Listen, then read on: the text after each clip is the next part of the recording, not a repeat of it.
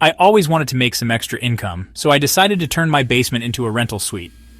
Instead of going through the hassle of permits and inspections, Jim hired a handyman to do the work quickly and cheaply.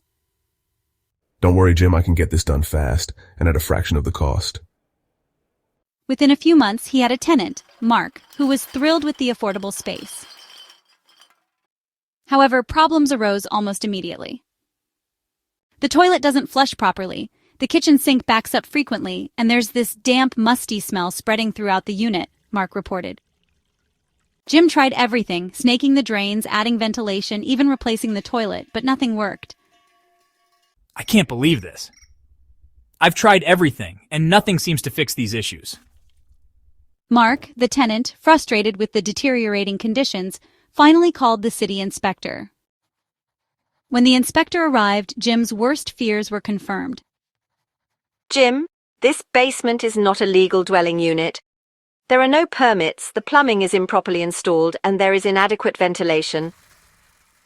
The city ordered Jim to bring the unit up to code, which meant tearing down much of his handy contractor's work and rebuilding properly. The costs were overwhelming for Jim.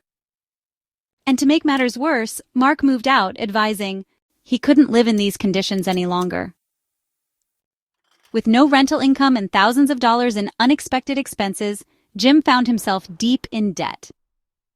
His reputation as a landlord was tarnished, and the stress of dealing with fines, contractors, and the city took its toll.